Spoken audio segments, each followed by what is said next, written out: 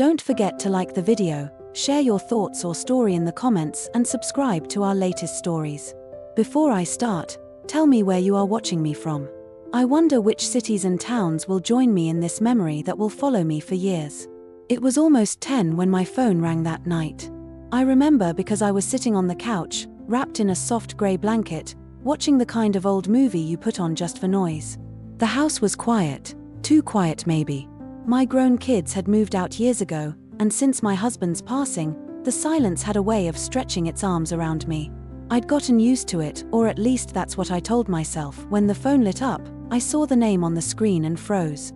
Dr. Collins. My doctor. Calling me, at night. It was strange. He'd been my physician for almost 5 years, kind, gentle, always professional. But we never talked outside appointments. My first thought was that something was wrong with my test results. My heart skipped once, then twice. Hello? I answered, trying to sound calm. Hi, Mrs. Turner. Sorry for calling so late. His voice came through the line, a little hesitant, a little tired. I could hear the faint hum of an office in the background, maybe a computer or the soft flicker of fluorescent lights. I just finished reviewing your results, and I didn't want you to see the report online before we talked. My hand tightened around the phone. Is everything okay? He paused. That small, awful pause that makes your chest tighten before you even hear the words. It's nothing life-threatening, he said finally, his tone careful, deliberate. But it's something we should keep an eye on. I'd like you to come in tomorrow morning, if you can. I exhaled slowly, letting my shoulders drop a little. You scared me for a second, I said, trying to laugh it off. I know, he admitted softly. I just thought it was better to hear it from me than to read a medical term you'd have to Google at midnight. That small bit of consideration, so simple, but so rare, stayed with me long after we hung up. I set the phone on the coffee table and sat there for a moment, staring at the blank television screen that reflected my tired face. It wasn't fear I felt, not exactly. It was something else. A strange mix of comfort and curiosity. The next morning, the clinic was nearly empty. The early light came through the windows, pale and clean, touching the edges of the waiting room chairs. The air smelled faintly of disinfectant and coffee from the machine near the reception desk. When Dr. Collins came out of his office to greet me, I noticed he wasn't wearing his white coat, just a simple grey sweater and slacks. Somehow, that small detail made the visit feel less formal, more human. Morning, Mrs. Turner, he said, offering a smile that was half reassurance, half apology. Come on in. I followed him into his office. The blinds were half open, and a soft breeze from the small window made the papers on his desk flutter. He gestured toward the chair across from him, and as I sat, I could feel the weight of the moment pressing lightly between us. He explained everything clearly, patiently, something about early signs of stress-related issues, nothing that couldn't be managed with rest, diet, and regular monitoring. I nodded along, half listening, half watching him. There was something different in his eyes that morning. A sort of quiet exhaustion, but also concern. Genuine concern. When he finished, I laughed lightly. So basically, I'm falling apart slowly, but gracefully? He chuckled, and the tension in the room loosened just a little. You're doing better than most, he said. You just need to take care of yourself a bit more. You always put everyone else first, don't you? The question caught me off guard. I guess I do, I admitted, glancing down at my hands. Old habits. They're hard to break. He nodded thoughtfully, leaning back in his chair. Sometimes people forget that stress doesn't always show up as tears or shouting. Sometimes it's quiet. It sits inside you until you stop and actually listen. There was a silence between us then, not awkward, but full. I could feel the truth of his words settle somewhere deep in me. Do you ever stop and listen? I asked, maybe a little too softly. He smiled, almost to himself. Not as much as I tell others to. My phone rings too much for that. We both laughed, but something about that moment stayed in the air. Maybe it was the honesty of it, the way two people, doctor and patient, were suddenly just two human beings trying to understand their own lives. Before I left, he handed me a small card with a few notes on it. I want you to take a few days off, he said. Get outside. Walk. Breathe. You'd be surprised how much a little sunlight can fix. I'll try, I said. I mean it, he replied gently. Promise me you'll try. When I walked out of the office, the day had fully woken. The sun was higher now, spilling over the parked cars and the trees lining the street. I stood there for a while before getting into my car, letting the warmth hit my face. That night, I couldn't sleep. His words kept looping in my mind, the way he'd said listen. I realized how long it had been since I'd actually done that. Not just to the world, but to myself. Around 11, I made myself some tea and sat by the window. The phone was on the table beside me, silent, black screen reflecting the dim light of the room. I wondered if he was still at his office, calling other patients late into the night, trying to make sure they didn't worry alone. I didn't know it then, but that small act, one late-night call, was about to start something that would quietly change the course of both our lives. It wouldn't be fast, or loud, or dramatic. But it would be real. And it began with that simple truth he reminded me of: sometimes, the things we need most come softly, after hours, when the world has gone still. That night, for the first time in years, I listened. I didn't expect to see him again so soon, but 3 days later, there he was, Dr. Collins, standing outside the small park just down the street from my house. I was out for a walk, doing what he'd suggested. The sun was just starting to dip low, painting the sky in soft shades of peach and silver, and the air smelled faintly of damp leaves and freshly cut grass. I'd gone there to clear my head, not to be found. He noticed me before I noticed him. He was leaning against a bench, phone in hand, dressed casually in jeans and a navy jacket. For a moment, I thought about turning around before he saw me, just slipping quietly out of sight, but it was too late. He waved, smiling in that same quiet way he always did. "Mrs. Turner," he said, walking toward me, "or do I get to call you Helen now, since we're off the clock?" I laughed, caught between surprise and warmth. "Helen's fine," I said. "What are you doing here? Would you believe me if I said I came to check if you actually took that walk I prescribed?" I tilted my head, pretending to frown. "You don't trust your patients." "I trust them," he said, tucking his hands into his pockets, "but sometimes I like to see for myself." There was an ease in his voice, something different from the professional tone he used in his office. It made him seem younger, more human. We started walking, side by side, not too close, just enough that I could hear the crunch of gravel under both our feet. He asked about my family, my work, the things that filled my days. I told him about my daughter living out of state, my son's new job, how I still talk to my late husband sometimes, as if he were just in another room. Dr. Collins didn't interrupt or change the subject, he just listened, really listened. At one point, I said, "It's strange how you can get so used to caring for everyone else that when you're finally alone, you forget what to do with yourself." He nodded, quietly thoughtful. "You start to mistake quiet for emptiness," he said. "But they're not the same thing." That sentence stayed with me long after we parted ways that evening. He had a way of saying things that felt both personal and universal, as if he wasn't just speaking to me but to a part of life itself. That night, I thought about how odd it was to have a doctor who could reach me, not just medically, but emotionally. I told myself it was nothing, just gratitude, a passing connection born from kindness.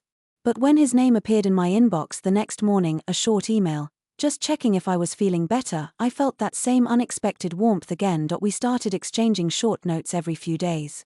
Nothing inappropriate, just small messages about how I was feeling, what I was doing to relax, and sometimes a line or two about his own struggles balancing long hours at the clinic. He mentioned once that he'd lost his wife years ago.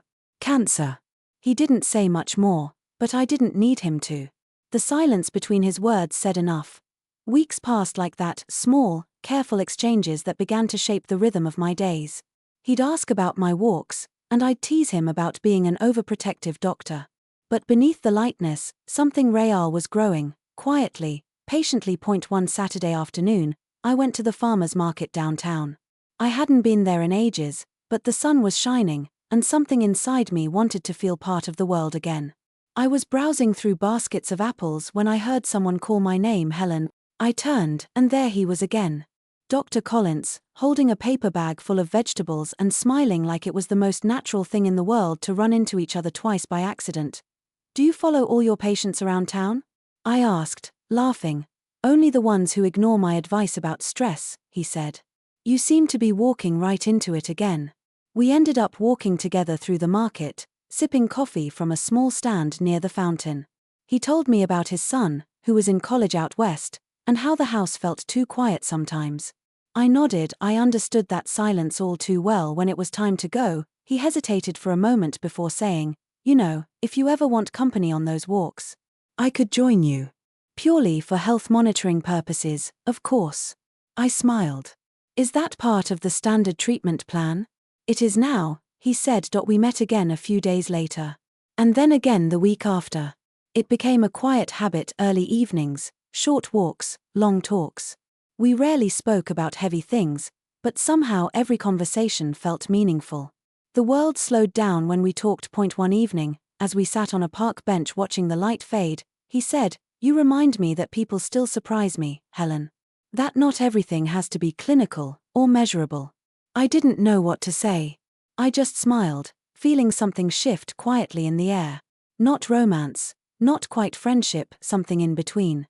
A deep human connection, born out of kindness and time. Yes, the first stars appeared. He looked at me and said softly, "That night I called you, I almost didn't. I thought maybe I should wait until morning. But something told me to make the call. And I'm glad you did," I said. He smiled, his eyes reflecting the soft blue of the twilight. "So am I." It was such a simple moment, two people sitting in the quiet, grateful for the strange way life brings certain souls together at just the right time. I didn't know then how much those small walks would come to mean, or how deeply that connection would change me. But I felt it that night, the beginning of something I didn't yet understand, but somehow already trusted. It had been nearly 2 months since that first late-night call.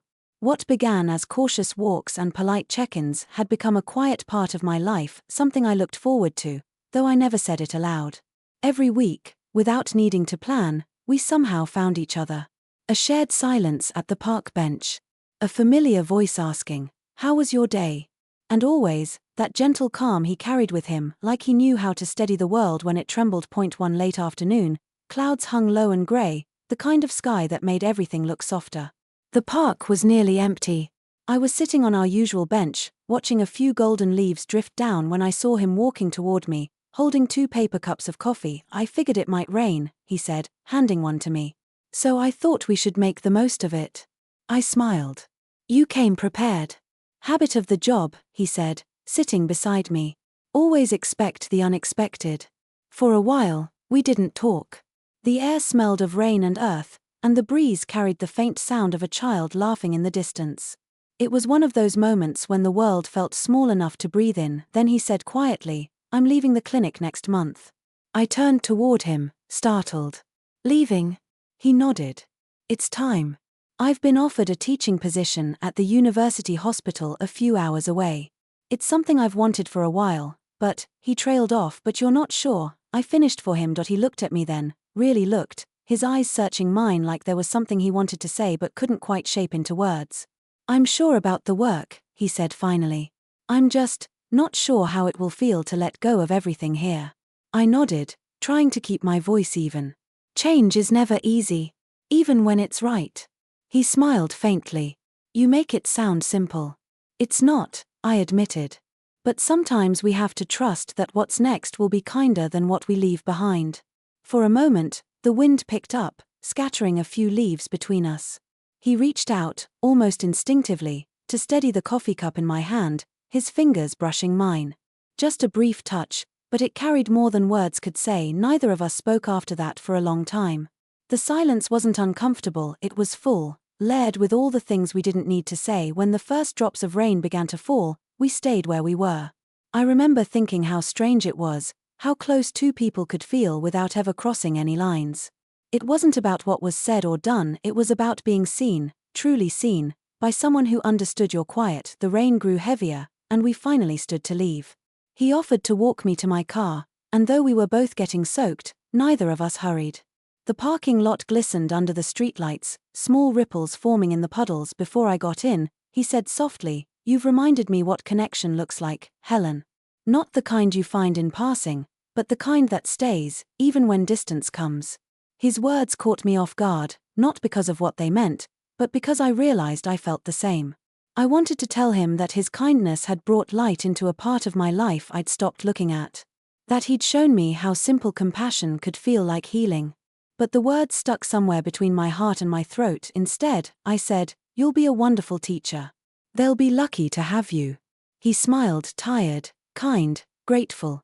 You always know what to say. We said goodbye that night, but it didn't feel final.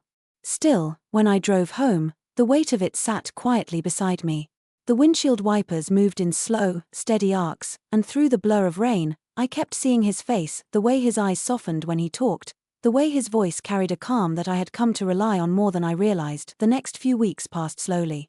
We still spoke short messages, a few calls, but the rhythm was changing. I tried to tell myself it was natural, that life was shifting as it should. But every evening walk felt emptier without him there. One morning, I received a small envelope in the mail.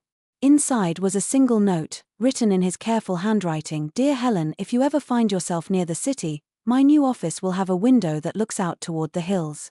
I'll be there most mornings, thinking about how simple moments can still change the way we see the world. Thank you for reminding me of that. Daniel. I sat there holding the note for a long time. It wasn't a goodbye. It was something gentler, a bridge between what had been and what might still be. That night, I took another walk. Alone, but not lonely.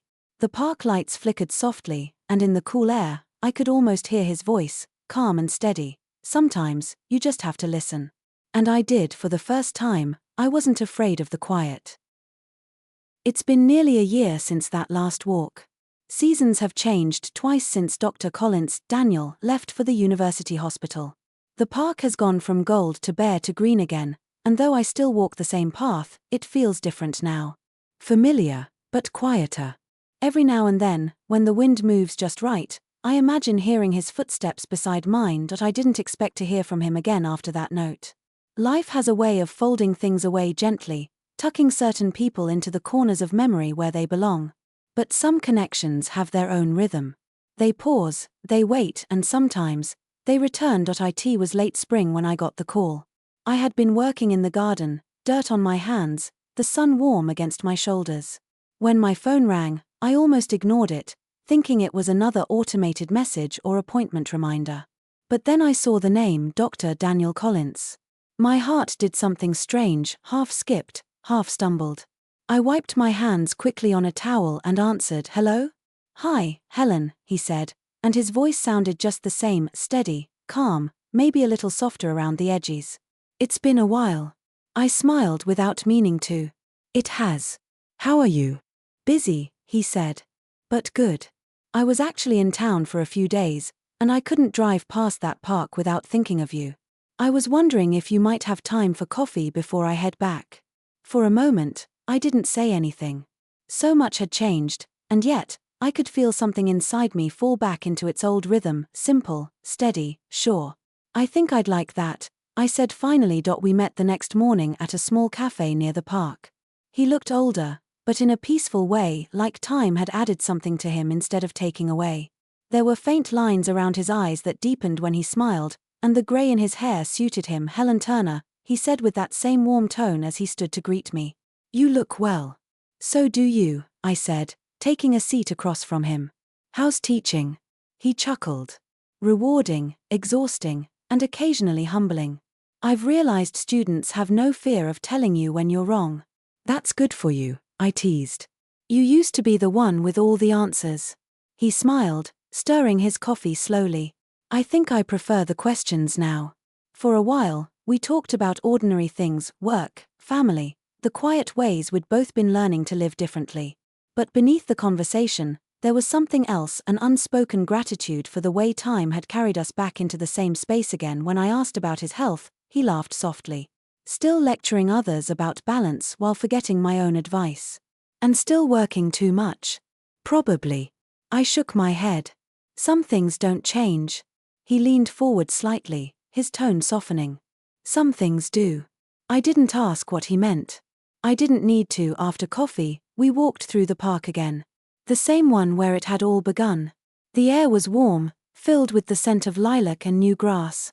Children ran along the paths, their laughter mingling with the rustle of leaves. It feels smaller somehow, I said. Or maybe we've grown, he replied. We reached the old bench, the one we'd shared so many times before, and sat down.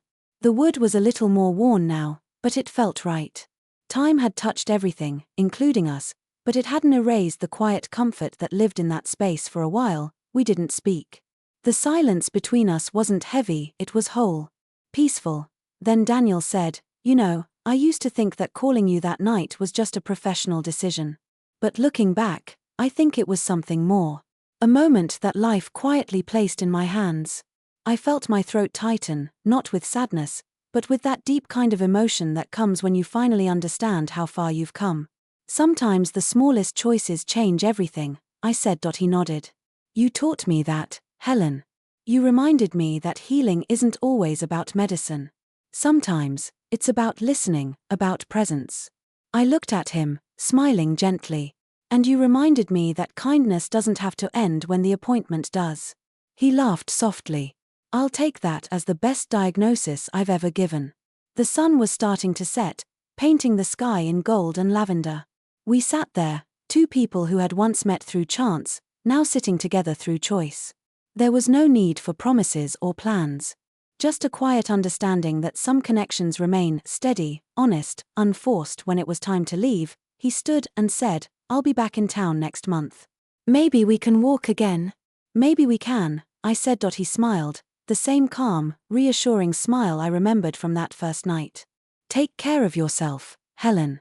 "I will," I said. "And you, too." As he walked away, I didn't feel the ache of goodbye this time. I felt something lighter, because sometimes, people don't come into your life to stay, they come to remind you how to stay with yourself. And as I walked home through the soft evening light, I realized something quietly beautiful. Healing doesn't always happen in hospitals. Sometimes, it begins with a late-night call, and a voice that reminds you that you still matter.